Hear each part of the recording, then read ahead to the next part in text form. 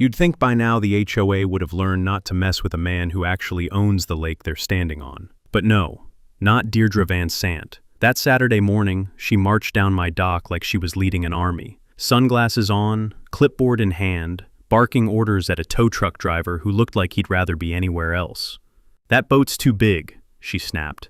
"It blocks community access. Remove it immediately." I leaned on my porch rail, coffee steaming, watching the chaos unfold like a live comedy show, because I already knew exactly how this would end. The driver hesitated, the chain clinked against the trailer hitch, and one of her board members, Mitchell Price, in his little reflective vest, slipped straight into the shallows with a splash that made the whole crowd laugh. Deirdre went bright red. She slapped a neon orange violation sticker on my hull, only for it to peel off instantly and glue itself to her own shoe. Right then, Sheriff Leon, old family friend, grew up fishing this very lake, rolled up in his cruiser. Hat tilted low, he stepped out and asked real calm, "Ma'am, you got paperwork for this?" She didn't. And little did she know, the bigger issue wasn't the boat. It was the fact they'd been trespassing on my lake all along. A lake my grandfather built with his own two hands back in 1954. And I'd been documenting everything. Before we dive in, drop your city and local time in the comments. I want to know where y'all are watching from. Now let me take you back a bit, give you some context on how we got here. My name's Wade Tillerson, third generation on this land. My great-grandfather bought these 140 acres back in 1952, when it was nothing but Tennessee hills and a little creek running through the valley. 2 years later, my grandfather Harold decided that creek wasn't enough. He wanted a lake, so he built one. I'm not exaggerating. The man spent 2 years constructing an earthen dam with his own hands, used a mule-drawn scraper, borrowed equipment from neighbors, and pure stubborn willpower. By 1954, Crescent Creek became Lake Crescent, 220 acres of water right here in this valley. Over the decades, my family sold off some parcels to developers, but we kept the important stuff, the core property, the shoreline, and most importantly, the dam itself. I spent 30 years in the Navy, retired as Chief Petty Officer, served on 3 carriers, learned patience from watching the ocean. When my parents got sick, I came home to take care of them. Buried my father in 2015. My mother 3 years later. Then I met Jolene. Well, I say met. Truth is, I'd known her since high school, but we reconnected at the VFW hall one Friday night, and that was it. 31 years of marriage. She was the one who made me laugh, who pulled me out of the silence I'd brought home from the Gulf. When the doctors told us it was pancreatic cancer, stage 4, 6 months if she was lucky. Jolene didn't cry. She just looked at me and said, "I want to watch sunsets from a real boat, not the dock. I want to feel like we're going somewhere, even if we're just floating." So I bought her a 32-foot cabin cruiser, named it Jolene's Dream. We got 47 sunsets together on that boat before she passed. I keep a little notebook in the cabin, 1 page for each sunset. Her handwriting got shakier toward the end, but she never missed a night. Now, let me tell you about Deirdre Van Sant. She moved here from Connecticut back in 2012, bought one of those big lakefront homes in the new subdivision, the one they built on land my uncle sold during the housing boom. 47 houses, median price around $450,000, and an HOA that started small. Mailbox colors, lawn heights, fence styles, normal stuff. But Deirdre saw potential, and by potential, I mean people she could control. She ran for HOA president on a platform of raising community standards, one because nobody else wanted the job. And over the next 10 years, she expanded her little kingdom inch by inch. First, it was the subdivision. Then somehow she started claiming authority over the lake itself. Added lake management fees to the HOA dues, $200 a year per household, for waterway maintenance, whatever that means. I first noticed her at the general store a couple years back. She was complaining to the clerk about the smell of the bait shop next door, wearing a white linen blouse in a town where most folks shop in Carhartt. Her perfume was so strong it drowned out the night crawlers and cold concrete. She'd already run off the Henderson family, made them tear down a perfectly good fishing pier because it didn't match community aesthetic standards. Fined old Corny Dobbs for having a canoe that was too weathered. But she'd never come after me. Until 3 weeks before that Saturday morning, when I found an envelope hand-delivered to my mailbox, not even mailed, like she wanted me to know she'd been on my property. Inside was a violation notice. Oversized watercraft, section 7.4.2. I crumpled it up and threw it in the trash, figured it was a mistake. I don't even live in her subdivision. My daughter Ember called that night from Nashville. She's a paralegal, sharp as they come.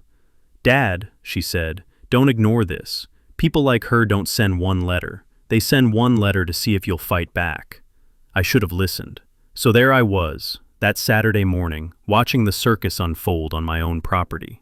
After Mitchell Price climbed out of the shallows, soaking wet, looking like a drowned raccoon, and after that violation sticker glued itself to Deirdre's shoe, things got real quiet.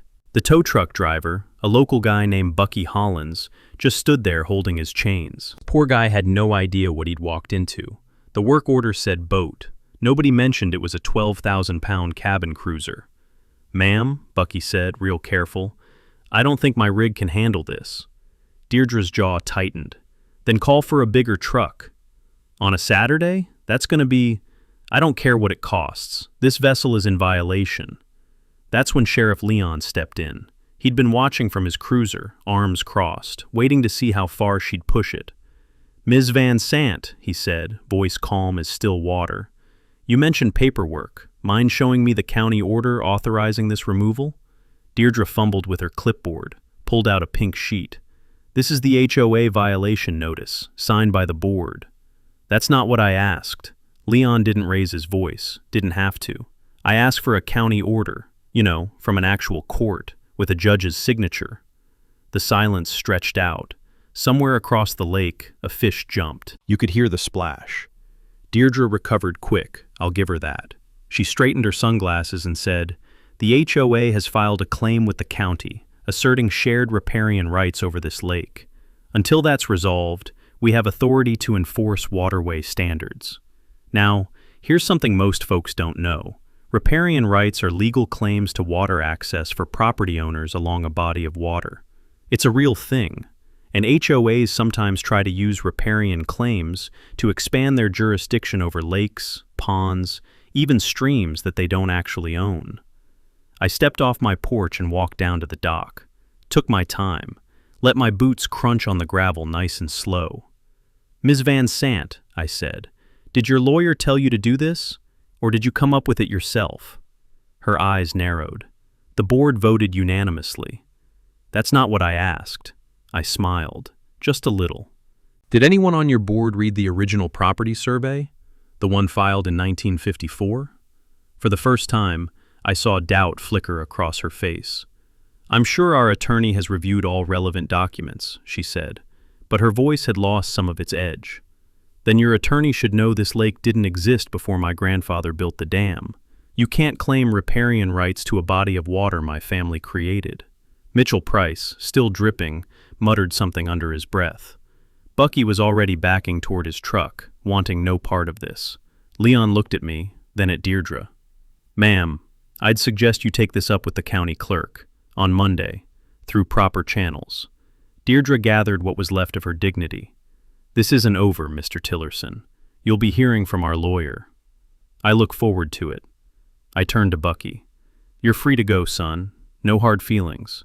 He was in his truck and gone before Deirdre finished climbing back into her Lexus. That license plate, DSHNMKR, disappeared down my gravel drive in a cloud of dust. That night, I called Ember. "Dad," she said before I could finish explaining, "please tell me you didn't threaten her." Didn't have to. Just asked a question she couldn't answer. There was a pause. I could hear her thinking. "I'm going to do some research," she said. "Don't talk to her again without calling me first." After we hung up, I went down to the basement. My father's old filing cabinet sat next to his workbench, same spot it had been for 40 years. The whole room smelled like sawdust and WD-40. I pulled open the top drawer. Metal scraped against metal. Hadn't been opened in years. Inside, I found a folder labeled Lake Legal in my father's handwriting. Neat block letters like an engineer would write. The 1954 easement agreement was right on top, but underneath it there was another document, dated 1987, signatures I didn't recognize right away. I read it once, then again. Then I sat down on my father's old stool and started to laugh. Because Deirdre Van Sant had just picked a fight she had absolutely no chance of winning. Ember drove down from Nashville the next day. Didn't even call ahead. Just showed up with her laptop, a yellow legal pad, and that look in her eye I remembered from her mother. We spread everything out on the kitchen table. 7 decades of family paperwork. Deeds, surveys, tax records, receipts for lumber. Even found a photograph of my grandfather standing next to the half-built dam, mud up to his knees, grinning like he'd already won. "He looks just like you, Dad," Ember said, holding up the photo. Same stubborn chin. The 1954 easement agreement was the key. Ember read the important part out loud. Access to Lake Crescent is granted in perpetuity to adjacent landowners, provided that such access is exercised in good faith and without causing nuisance, harassment, or material interference to the rights of the primary landholder. She looked up. "Dad, do you understand what this means?" "Means your great-great-grandfather was smarter than anyone gave him credit for. He built in a protection clause. If the people using the easement cause problems, harassment, nuisance, interference, the easement can be reviewed, maybe even revoked." I let that sink in. So if someone was, say, sending fake violation notices, blocking private marinas, running smear campaigns, that would qualify. Ember made a note. But we need to document everything, build a pattern. 3 days later, Deirdre made that a whole lot easier. A thick envelope showed up in my mailbox. Return address, Van Sant and Associates, HOA Legal Fund. Some P.O. box in Nashville, trying to look official. Inside was a cease and desist letter. Demanded I remove my boat within 14 days or face a lawsuit for creating unsafe navigation conditions on a shared waterway. There was also a petition, 34 signatures from HOA members demanding watercraft standardization. Ember looked it over and started laughing. "What?" Her husband signed twice. One says Dr. Reginald Van Sant, and one says R.W. Van Sant, DDS. I shook my head. "When you're padding a petition, I guess you use all your titles. And look here, these 3 signatures are the same handwriting with different names." She photographed everything, started a digital evidence folder right there on her laptop. Next morning, I drove to the county courthouse. Found my old Navy buddy Grady McAllister down in the basement, surrounded by filing cabinets and the smell of old coffee. Grady's 67, white beard like Santa Claus, reading glasses on a chain, been the county records clerk for 30 years. When I explained what was happening, he laughed so hard he started coughing. "She's trying to riparian rights your lake, the lake your granddaddy built?" He pulled the official records. Everything matched what we'd found in Dad's cabinet, but cleaner copies, county certified. Then he found something interesting. "Wade, look at this." He pointed to his computer screen. The HOA never registered their lake authority claim with the county. It's not on file anywhere. What does that mean? Means they've been sending violation letters for 10 years based on bylaws they wrote themselves. No legal standing whatsoever. I asked Grady to pull the HOA's formal registration documents. He searched, came up empty. "Their jurisdiction ends at their property lines," he said. "Legally, they can't touch the lake." I paid $47 for certified copies of everything. Asked him to timestamp and note the record search in the official log. "Creating a paper trail?" Grady smiled. "Just being thorough. On the drive home, I called Ember. I'm not ready to use this yet," I told her. "Let her keep sending letters. Let her keep digging." Smart. The more she does, the stronger our case gets. I didn't know it then, but Deirdre was about to do something that would blow this whole thing wide open. Earl Stubbs has been running his little marina on the east side of Lake Crescent for 35 years. 12 boat slips, a bait shop, and a Coca-Cola machine that's been broken since 2019. His family and mine go way back. His grandfather helped my grandfather build that dam. So when I pulled up one Tuesday morning and found orange traffic cones blocking the entrance, a chain across the gate, and a laminated sign that read, "Closed for safety inspection, by order of Crescent Shores HOA Lake Safety Committee," I knew exactly who was responsible. Earl was standing by his shed, arms crossed, madder than I'd ever seen him. "They showed up at 6 in the morning, he said. Mitchell Price in a reflective vest, carrying a clipboard. Said my dock was structurally unsound and needed inspection before any boats could launch. Let me guess, he wasn't actually a building inspector. He was wearing cargo shorts, Wade, and flip-flops. The smell of the marina was the same as always. Fish, gasoline, sunscreen, and the musty scent of old life jackets hanging in the shed. But now there was something else. The sharp chemical bite of fresh spray paint. Someone had tagged the side of Earl's shed overnight. Big red letters. Move it or lose it. I took photos of everything. The cones, the chain, the sign, the graffiti. This wasn't just your place, Earl said. They hit the Hendersons too, an old Corny Dobbs boat ramp. 3 properties, all original families, all predating the subdivision by decades. Meanwhile, Deirdre's private dock? Untouched. Mitchell Price's floating platform? Not a cone in sight. I drove over to Corny's place, found him on his porch, 83 years old, still sharp as a tack. She doesn't want us gone because of the boats, he said, pouring me a cup of coffee so strong it could strip paint. She wants us gone because we remember what this place was before she showed up. We're the ones who can tell folks the truth. He chuckled. You know, she once complained about my rooster, said I should get a quieter one. I asked her where exactly I should shop for that. I called the county building inspector's office that afternoon. The woman who answered actually laughed. Sir, we don't inspect private docks unless there's a filed complaint, and we certainly don't authorize HOAs to do it for us. I got it in writing. An email confirming no inspection was ever scheduled or approved. The Lake Safety Committee didn't exist. Deirdre made it up. That evening, I drove to Mitchell Price's house. Nice beige colonial, American flag out front. He answered the door, looking like he wanted to crawl under the porch. Deirdre said we had authority, he started. You blocked a private marina with a fake inspection order. I kept my voice calm. That's not authority, that's trespassing, and impersonating a county official. He went pale. I took photos of his house, his car in the driveway, and left without another word.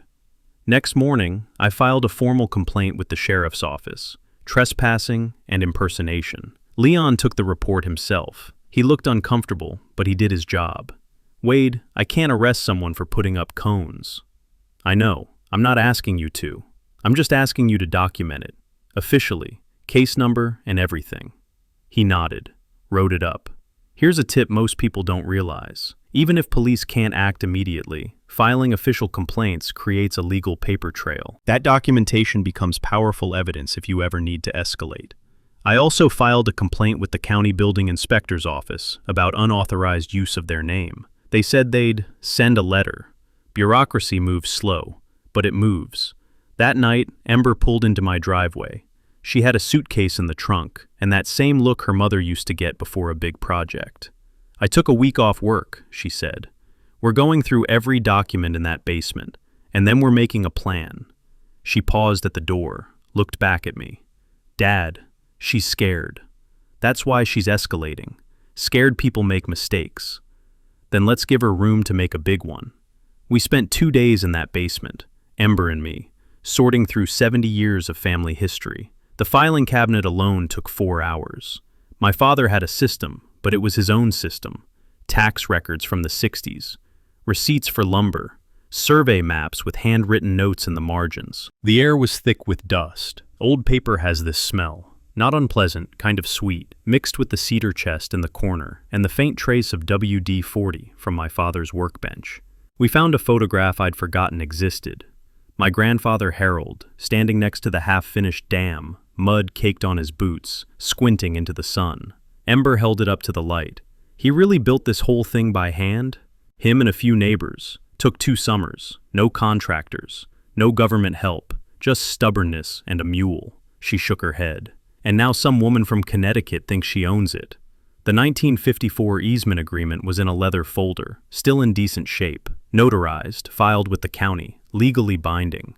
But the real discovery was underneath, a second document, dated 1987, signed by my father and a man named Beaumont Riggs, the original developer who built the Crescent Shores subdivision. Ember read it out loud, slow and careful. Watercraft, docks, and waterway usage remain under the sole discretion of the primary landholder or their designee. HOA authority is expressly limited to land-based residential structures only. She looked up.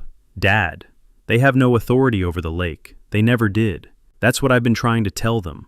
No, you don't understand. She flipped back to the 1954 document. This easement has a nuisance clause. If easement holders engage in harassment, nuisance, or interference with the primary landholder, that's you, the easement can be reviewed. Reviewed how? Modified, restricted, potentially revoked. I let that sink in. There's more, she said. This document specifies that the primary landholder controls all structures affecting water level and flow. The dam, which means technically, legally, you could drain the lake. I almost laughed. I'm not going to drain the lake, Ember. Of course not. But Deirdre doesn't know that. She was right. The leverage wasn't in actually doing it. The leverage was in the possibility. Ember gathered the documents into a neat stack. We have two options. Go public now and watch her crumble. Or wait, let her keep escalating and build an airtight case. What do you recommend? Patience. Right now we have evidence of overreach. If we wait, we might get evidence of fraud. I thought about my grandfather. The years he spent building that dam, one load of dirt at a time. He didn't rush, he did it right. We wait, I said. But we start reaching out to the others, the families she's hurt. We're going to need allies. Ember nodded. I'll set up a shared folder, encrypted. Everyone uploads their documentation. I looked at my grandfather's signature on the 1954 agreement. Bold strokes, confident hand. A man who knew exactly what he was building and who he was building it for. He made this lake for the community, I said, not for some woman to turn into her personal kingdom. Over the next week, I made the rounds, old school style. No phone calls, no emails, just showing up with a six-pack or a pie from the bakery in town. Some conversations are better face-to-face. Earl Stubbs was first. We sat on his dock, watching the sun go down, while he told me every fine Deirdre had ever slapped him with. $500 for commercial activity, he said. I let a tourist use my dock for $10. Been doing it for 30 years. Suddenly I need a permit from an HOA I don't belong to. The Hendersons were next. Their story was worse. $8,000, Mrs. Henderson said. That's what it cost to rebuild our pier to her community aesthetic standards. The old pier was cypress, built by my husband's grandfather. Lasted 60 years without a problem. The new one's pressure-treated pine, Mr. Henderson added. It'll rot in 15 years. Old Corny Dobbs had the most personal grievance. She sent me a letter demanding I remove my grandfather's memorial bench. Said it was unapproved permanent lakeside furniture. He shook his head. That bench has a brass plaque on it, in memory of Cornelius Dobbs Sr., 1919 to 1998, who loved this lake. She wanted me to file a request to keep my own grandfather's bench. What did you tell her? He grinned. I told her where she could file her request. By the end of the week, Ember had collected 47 separate violation notices from 6 families. Total fines paid over the past decade, roughly $12,000. Where did all that money go? She asked, scrolling through the HOA's publicly filed financial reports. They collected over $47,000 in lake management fees over 7 years, but there's no record of any lake management.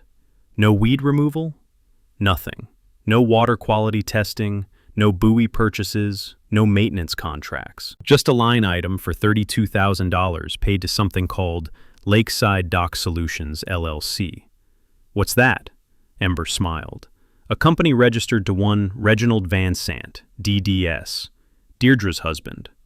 Here's something worth knowing. In most states, HOAs are required to provide financial records to any member who requests them. If they refuse, or if the numbers don't add up, that's a major red flag, and potentially grounds for a fraud investigation. We needed more than documents, though. We needed witnesses who'd speak up publicly. I visited Pastor Reggie Whitmore at the community church. White clapboard building, been there since 1923, steeple visible from anywhere on the lake. Pastor Reggie's 49, built like a linebacker, played defensive end at UT Chattanooga. Now he runs the food pantry, the youth fishing program, and the annual lake cleanup day. Some of my congregation are HOA members, he said carefully. I don't want to take sides. I'm not asking you to take sides, Pastor. I'm asking you to witness. Come to the meeting, see for yourself. He thought about it, then nodded. You know, he said, She tried to shut down our youth fishing day last year, said we needed a group activity permit. I told her the permit was issued by the Lord Almighty, and she was welcome to take it up with him. Finally, Ember reached out to Tanya Bledsoe, a reporter at the local TV station. She'd covered HOA stories before, practically made it her beat. "You're telling me," Tanya said over the phone, "that a family who's been here since the 1950s is being harassed by an HOA with no legal authority over them, and they might be funneling money to a shell company?"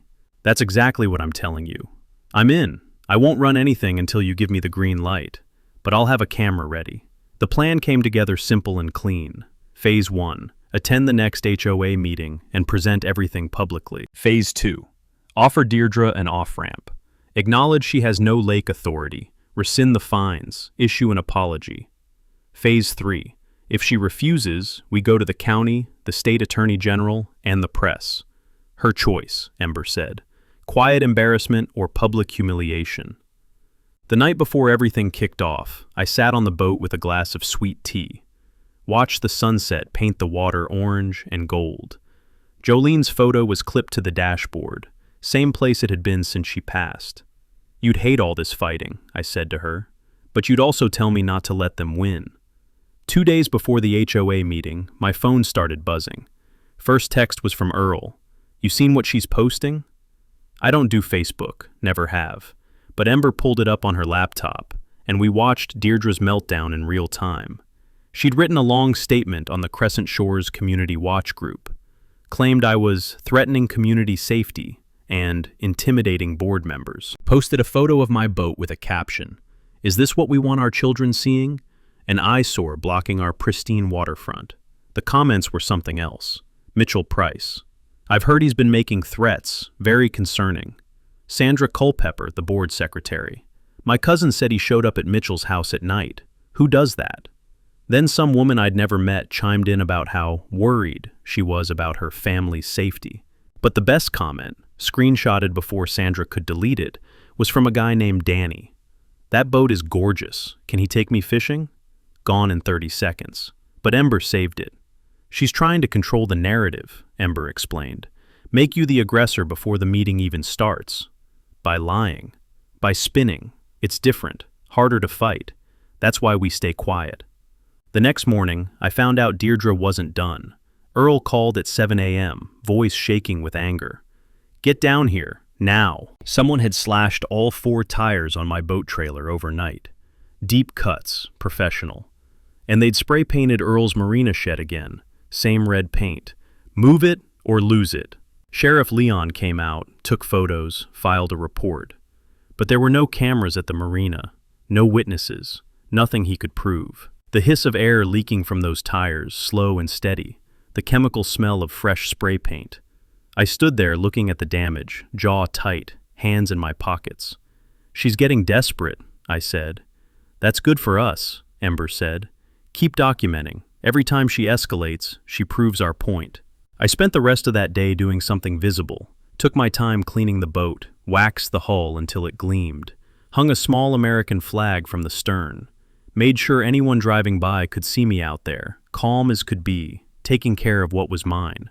One woman I didn't recognize stopped her car, walked down to the dock. "Is it true you're trying to kick everyone off the lake?" I looked her in the eye. "No, ma'am. I'm just trying to keep my wife's memory on a lake my grandfather built." She didn't have anything to say to that. That evening, I got an unexpected visitor. Ronald Waverly, one of the twins on the HOA board, showed up on my porch looking like he'd rather be anywhere else. Wouldn't come inside, just stood there, hands in his pockets, speaking barely above a whisper. "Deirdre sent me," he said. "She wants to know if there's a way to make this all go away." "What kind of way?" "She'll drop everything, the fines, the complaints, all of it, if you agree to sell your shoreline parcel to the HOA. I waited. "She's offering $200,000. I almost laughed. That parcel, the one with the dam on it, is worth $800,000, easy. Probably more. "Tell Deirdre I said no." Ronald shifted his weight. "She's not gonna like that." "Ronald, let me ask you something. When this all comes out, the fake inspections, the shell company, the money that went to her husband's dock, whose side do you want to be on?" He didn't answer, just nodded, walked back to his car, and drove off. Ember was standing in the doorway, legal pad in hand. "Attempted coercion," she said, adding it to the file. "You think it'll matter?" "I think she just proved she knows she's in trouble. You don't try to buy your way out of a problem unless you know you're losing." That night, I sat on the porch and listened to the frogs down by the water.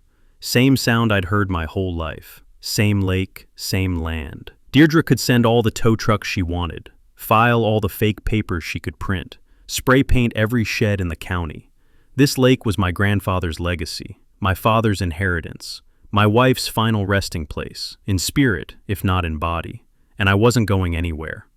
The night before the meeting, Ember spread everything out on the kitchen table. 3-inch binder, 47 violation notices, 6 families worth of receipts, photos, and complaints. Every fake inspection, every threatening letter, every dollar paid to an HOA that had no authority to collect it. 12,000 in fines, she said, 47,000 in lake management fees, and not a single penny went to actual lake management. She pulled up the financial records on her laptop. "See this? 32,000 to Lakeside Dock Solutions LLC, a company with no website, no other clients, and a registered agent named Reginald Van Sant. Her husband. They paid themselves through a shell company, used HOA money to renovate their own dock." I let out a low whistle. "That's not just overreach, that's fraud." "Maybe. Depends on whether the board actually approved it." She flipped to another page. "But here's the thing. I talked to both Waverly twins. Neither one remembers voting on that expense. The morning of the meeting, I woke before dawn. Couldn't sleep anyway. I took my coffee down to the dock and watched the sun come up. Pink and orange bleeding across the water, mist rising slow. Same view my grandfather saw when he finished that dam. Same view Jolene and I watched from the boat, those last 47 evenings. I thought about what my father would do. He was a quiet man, never looked for a fight, but he never backed down from one either. I dressed careful. Clean khakis, button-down shirt, my old Navy cap. The one with the anchor insignia, faded soft from years of wear. Ember had printed a 1-page summary of our legal position. Clean layout, bullet points, easy to read. Something people could hold in their hands and understand. Corny Dobbs called at noon. "I'm bringing my grandson. Boy's got a video camera. Figured we should have a record." Earl checked in an hour later. 8 families confirmed. We're sitting together, front row. Pastor Whitmore sent a text. "Praying for wisdom and justice. See you at 7. At 6:30, my phone rang. Sheriff Leon. "Wade, giving you a heads up. Deirdre called the station. Wants a deputy at the meeting. Says she's received threats." "What threats?" "Wouldn't specify. Just said there's been hostile rhetoric and she's concerned for her safety." I almost smiled. Standard playbook. Make herself the victim before anything happens. "I'm sending Deputy Reeves. He's fair. He'll see what's really going on." "Good. I want a witness." Ember grabbed her bag, checked her folder one more time. She's setting a narrative. If things go sideways, she'll claim intimidation. Then we don't give her anything to point to. We stay calm, present facts, let her hang herself. We pulled into the community center parking lot at 6:45. The lot was packed. 40, 50 cars, maybe more. Usually these meetings draw 15 people. Same faces every time. Tonight was different. Word had spread. I recognized the original families up front, but there were others too. HOA members I'd never seen at a meeting. People who'd heard the rumors and wanted to see for themselves. Deirdre's white Lexus sat in the handicap spot. No placard. I took a photo, just in case. The evening air was thick and warm. Cicadas buzzing in the trees. Smell of fresh-cut grass from the baseball field next door. Fluorescent lights spilling through the community center windows. Across the street, parked discreet but unmistakable, was Tanya Bledsoe's news van. Satellite dish on top, station logo on the side. She was ready. We were ready. Ember touched my arm. "You okay?" I looked at the building, thought about Jolene, about my grandfather hauling dirt with a mule, about my father, quiet and steady, keeping records nobody thought they'd ever need. "I've been ready for 70 years, I said. Just didn't know it until now." Standing room only. 80 people crammed into a space meant for 60. Folding chairs packed tight, folks lining the walls, a few sitting on window ledges. The air conditioning was fighting a losing battle. Deirdre sat at the front table with her board, Mitchell Price on her right, Sandra Culpepper on her left, the Waverly twins at the end. She wore a navy blazer and pearls, armor of respectability. Her eyes swept the crowd. I could tell she hadn't expected this many people. Deputy Reeves stood in the back, arms crossed, watching everything. Deirdre cleared her throat and opened the meeting. Thank you all for coming to this special session on community waterway standards. I know there's been some confusion about our lake policies. Her voice was controlled, rehearsed, but I saw Mitchell shift in his seat. The twins exchanged a look. When she opened the floor for public comment, I raised my hand. We have a full agenda, she started. Perhaps we could... Mitchell cut her off. Let him speak, Deirdre. That's what public comment is for.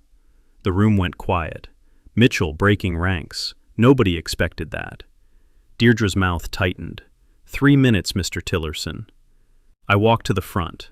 No notes, just the binder and the truth. My boots squeaked on the linoleum. Every chair creaked as people turned to watch. My grandfather, Harold Tillerson, built the dam that created Lake Crescent in 1954. I held up the certified easement document. He did it with his own hands, his own money, filed the paperwork with the county. It's still on record today. I let that settle. This document grants lake access to neighboring properties, but it also makes clear who owns the lake. I paused. My family. Murmurs rippled through the crowd. For the past decade, this HOA has issued fines, violations, and threats based on authority it does not have. Ember moved through the room, handing out the one-page summary. People read, eyes widened. I've filed complaints with the county. I have incident reports documenting fake inspections, trespassing, and attempted bribery. I let that last word hang in the air. Ronald Waverly stared at his shoes. Deirdre tried to interrupt. This is highly irregular. These documents haven't been verified. They're certified county records. Anyone can verify them at the courthouse. I encourage everyone here to do exactly that. Then the dam broke. Corny Dobbs stood up, voice like gravel. You fined me $400 for a canoe. I want my money back. Earl Stubbs. You shut down my marina with a fake inspection. Cost me 3 weeks of business. The Hendersons. $8,000 for a pier we didn't need to rebuild. A woman I'd never met. You fined us for a kayak rack. A kayak rack. One after another, story after story, 10 years of petty tyranny pouring out. Ember stepped forward. I've reviewed the HOA's financial records. Over $47,000 in lake management fees collected. Can the board explain where that money went? Sandra looked at Deirdre. Mitchell looked at his hands. Because according to county records, Ember continued, no lake management contracts were ever filed. But I did find a $32,000 payment to Lakeside Dock Solutions LLC. She paused. A company registered to Dr. Reginald Van Sant. Gasps. Someone in the back said, loud enough for everyone to hear, she stole the money? Deirdre's composure cracked. That expenditure was approved by the board. Ronald Waverly, quiet but clear. I don't remember voting on that. His brother Donald. Neither do I. Deputy Reeves stepped forward, not arresting anyone, just present. Ma'am, I think you should let these folks finish. Deirdre grabbed her phone. I'm calling my lawyer. You should, I said, because we're not done. I laid out the final card, the 1954 nuisance clause. This document gives my family the right to review lake access if easement holders cause harassment or nuisance. Fake inspections, slashed tires, defamation campaigns, attempted bribery. I looked her dead in the eye. I'd say that qualifies. Dead silence. Somewhere outside, a car door slammed. I'm not asking to kick anyone off the lake. I'm asking for accountability. Resign from the board. Rescind the illegal fines. Apologize to the families you've harassed. I let the silence stretch. Or I start the formal revocation process tomorrow. Your choice, Ms. Van Sant. Deirdre grabbed her purse and stood. We're leaving, she hissed at Mitchell. He didn't move. I think I'll stay. She stormed out alone. Pushed through the crowd, heels clicking on the floor. Through the window, we watched her march past Tanya Bledsoe's camera. Tanya called out a question. Deirdre didn't answer, just got in her Lexus and tore out of the parking lot, tires spitting gravel. Inside, someone started clapping, then another person, then the whole room. The meeting continued without her. Mitchell Price, to everyone's surprise, took the gavel. "I think we owe some people an apology," he said. Several apologies, actually. Motion to hold an emergency board election passed unanimous. Even Sandra Culpepper voted yes. She'd slipped back in after Deirdre's car disappeared. Earl Stubbs got nominated for interim president. He didn't want the job, but he took it anyway. "Just until we find someone better," he said. All lake-related fines from the past decade were voted for review and refund. The count was 43-2. Nobody knows who the two holdouts were. Someone asked if I wanted a seat on the board. I shook my head. "I'm not interested in power. I just want to fish in peace." Deputy Reeves shook my hand on the way out. "Your granddad would be proud." 3 days later, Tanya Bledsoe's story hit the evening news. Local family exposes decade of HOA overreach. Full package. Interviews with me, Earl, the Hendersons. Even got Deirdre on camera, hand over the lens, refusing to comment. The story went regional, then national. HOA watchdog blogs picked it up. Reddit had a field day. Some podcast called HOA Hell did a full episode. I gave one interview and kept it short. This wasn't about winning, it was about what's right. My grandfather built that lake for everyone. She tried to take it for herself. 2 weeks later, Deirdre and her husband put their house on the market. $875,000 asking price. It sat for 6 months before they finally dropped it. The state attorney general opened a preliminary inquiry into HOA financial practices. No charges yet, but the Van Sants quietly returned $32,000 to the general fund. Their lawyer called it a donation to avoid litigation costs. Sandra Culpepper stopped posting on Facebook. Her profile says she's taking a break from social media. The Waverly twins now vote opposite each other on everything. "We're not the same person," Donald told me at the next meeting. "I've always liked boats. But here's the part that matters most. I worked with Ember to create something called the Lake Crescent Community Easement Trust. Guarantees public access to the lake forever. No fees, no discrimination, no HOA-style overreach. We set up a 5-member board, elected every 2 years. Original families and new residents, working together. I donated $10,000 to establish the Jolene Tillerson Youth Fishing Scholarship. Every year, one local kid gets to attend marine biology camp. First recipient was a 14-year-old named Marcus, lives in the trailer park out on Route 9. Never owned a fishing rod before. Now he's got 2. Pastor Whitmore's church hosts the annual Lake Crescent Community Day. Free fishing, potluck dinner, and a sunset boat parade. Last month, I took the boat out for the first time since all this started. Just me, a glass of sweet tea, and the sunset. I raised my glass toward the horizon. We did it, Joe. The water was calm. Kids were fishing off Corny's pier. Smell of Earl's barbecue drifting across from the marina. Laughter echoing over the water. Same as it did when I was a boy. Same lake, same land. The way it should be. A week later, I got a letter in the mail. Handwritten address. Postmark from 2 counties over. Dear Mr. Tillerson, I read about your story in the news. I have a problem with my HOA. They're telling me I can't fly my American flag because it's too large. I served 22 years in the Army. Do you have any advice? Signed, Raymond Whitlow. I smiled, picked up the phone, and dialed the number. Mr. Forwoe, this is Wade Tillerson. Let's start with the basics. Do you have your original deed? So that's my story. If you've ever dealt with an HOA nightmare, a Deirdre of your own, drop it in the comments. I read every single one, and your story might be the next one we tell. If you want to see what happens when I help that Army veteran fight for his flag, and trust me, that HOA picked the wrong veteran to mess with, hit subscribe and turn on notifications. I'll see you in the next one. And remember, they only have power if you believe they do. Sometimes, all it takes is reading the fine print.